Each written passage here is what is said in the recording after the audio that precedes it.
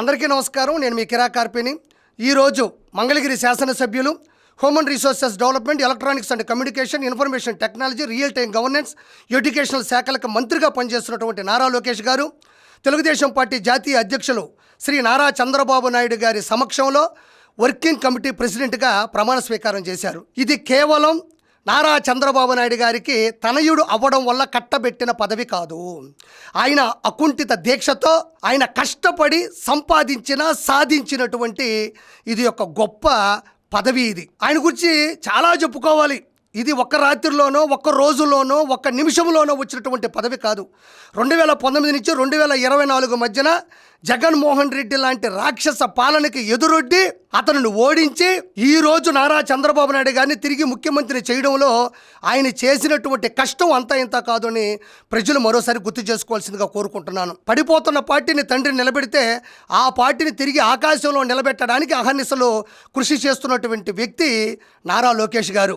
ఆయనకి ఇచ్చినటువంటి శాఖలు ఏవైతే ఉన్నాయో, అంటే పిల్లల చదువుకు సంబంధించినటువంటి ప్రతి స్కూల్కి వెళ్ళి వాళ్ళు ఎలా చదువుకుంటున్నారు, ఏం తింటున్నారు అని పూర్తి స్థాయిలో నిమగ్నమై చూస్తున్నటువంటి గొప్ప వ్యక్తిగా ఆయన ముందుకెళ్తున్నారు. దాంతోపాటు ఇన్ఫర్మేషన్ టెక్నాలజీ, ఈరోజు గూగుల్ డేటా సెంటర్ ప్రపంచంలో ఇన్ని దేశాలు ఉండగా ఈరోజు విశాఖపట్నానికి గూగుల్ డేటా సెంటర్ని తీసుకొచ్చినటువంటి చరిత్ర నారా లోకేష్ గారిది అని మరోసారి గుర్తు చేస్తున్నాను. మరో ముఖ్యమైనటువంటి మంత్రిత్వ శాఖ ఏదైనా ఉంది అంటే అది రియల్ టైం గవర్నెన్స్. మోంతా తుఫాను వరదల నుంచి రక్షించినప్పుడు కానీ, నేపాల్లో జరిగినటువంటి ఎన్నో అడ్డంకులు, అవరోధాలు ఏదైనా జరిగినా, అల్లర్లు జరిగినప్పుడు కూడా ఆయన 24/7 అంటే 24 గంటలు కూడా కాపు కాసి గస్తీ కాసి అక్కడి నుంచి మన వారందరినీ కాపాడి ఇక్కడ తీసుకొచ్చాడు. ఆయనకి ఇచ్చేటువంటి అన్ని శాఖలతో పాటు మంగళగిరి శాసనసభ్యుడిగా కూడా ఈరోజు ముందస్తు స్థాయిలో ఉన్నాడని నేను మరోసారి గుర్తు చేస్తున్నాను.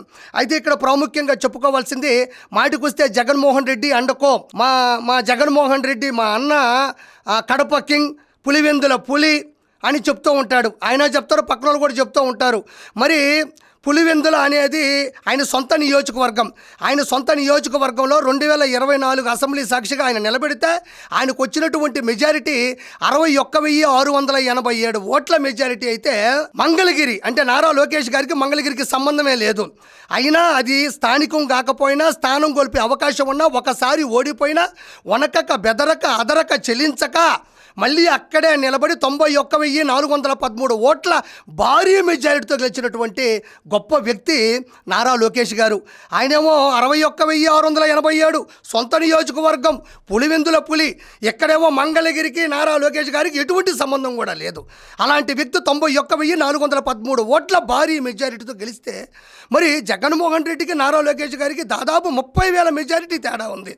అంటే ఒక నాయకుడికి కావాల్సినటువంటి గొప్ప విషయం ఏంటి అంటే, కష్టం వచ్చినా, నష్టం వచ్చినా, ఎలాంటి ఇబ్బందులు వచ్చినా, ఎలాంటి సంక్షోభం వచ్చినా సరే కార్యకర్తలకు వెన్నుదన్నుగా ఉండి గెలిచే కార్యక్రమంలో ముందస్తు స్థాయిలో ఉండడం అనేది ఒక నాయకుడికి, ఒక కింగుకి ఉండాల్సినటువంటి గొప్ప లక్ష్యం.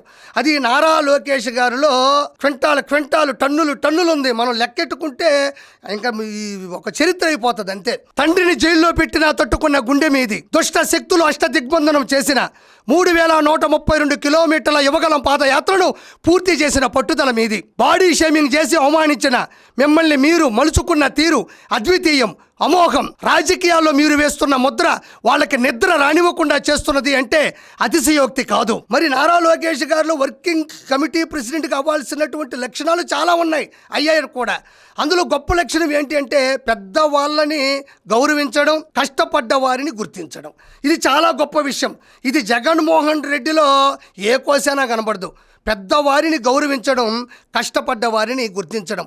ఈరోజు రాష్ట్ర కమిటీలో కావచ్చు, లేదంటే నామినేటెడ్ పోస్టుల్లో కావచ్చు, అందరూ కూడా మీరు చూడండి, ఎవరైతే గ్రౌండ్ లెవెల్ నుంచి కష్టపడ్డారో, ఎవరైతే ఇష్టంగా పార్టీని ప్రేమించి వాళ్ళు తెల్లారులు పార్టీ కోసమే వాళ్ళు ఎవరైతే ముందడుగు వేశారో వాళ్ళందరూ కూడా ఈరోజు పదవుల్లో ఉన్నారని మరోసారి గుర్తు చేస్తున్నాను. నారా చంద్రబాబు నాయుడు గారు ఒక లెవెల్లో ఆలోచిస్తూ ఉంటే, గ్రౌండ్ లెవెల్ నుంచి పై స్థాయికి ప్రతి కార్యక్రమాన్ని ముందుకు తీసుకెళ్తుంది ఎవరైనా ఉన్నారు అంటే అది నారా లోకేష్ గారు.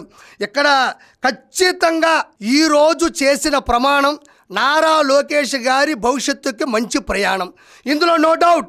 ఈరోజు జరిగిన ఘట్టం వైఎస్ఆర్సీపీకి నేలమట్టం. నేను మళ్ళీ గుర్తు చేసుకోండి, మళ్ళీ మళ్ళీ చెప్తున్నా, తండ్రి ఒక లెవెల్, తనయుడు ఒక లెవెల్. ఇది ఈ పదవి ఆయన కష్టపడి పుచ్చుకున్నటువంటి పదవి. ఈ పదవి ద్వారా ఆయన చేసేటువంటి గొప్ప పనులు చాలా ఉంటాయి. నేను అదే చెప్తున్నాను, ఈ రోజు జరిగిన ఘట్టం వైఎస్ఆర్సీపీకి నేలమట్టం. ఇది మాత్రం బ్రాకెట్లో పెట్టుకోండి, మళ్ళీ మళ్ళీ గుర్తు చేస్తూ ఉంటాను. సార్ నారా లోకేష్ గారు, ఆంధ్ర రాష్ట్ర ప్రపంచ వ్యాప్తంగా ఉన్న మీ అభిమానుల సాక్షిగా, తెలుగు వారి సాక్షిగా నేను మీకు కృతజ్ఞతలు తెలియజేసుకుంటున్నాను. మీరు భవిష్యత్తులో ఇలాంటి ఉన్నతమైన పదవులు అధిరోహించాలని, మీకే పదవులు ప్రత్యేకమైన ఆకర్షణ ఏం కాదు. మీ పట్టుదల ముందు, మీరు చేసేటువంటి గొప్ప పనుల ముందు ఇవి చాలా చిన్నవే. కానీ ఇలాంటి పదవులు మీరు ఎన్నో అధిరోహించాలని, వాటి ద్వారా అధికారంలోకి వచ్చి ప్రజలకు మంచి చేకూర్చాలని నేను మనస్ఫూర్తిగా మన నాయకుల ద్వారా కానీ, శ్రేణుల ద్వారా కానీ, అభిమానుల ద్వారా కానీ, కార్యకర్తల ద్వారా కానీ, ముఖ్యంగా మీడియా ద్వారా కానీ మనస్ఫూర్తిగా కోరుకుంటూ, నేను కిరా కార్పిని, తెలుగుదేశం పార్టీ కార్యకర్త.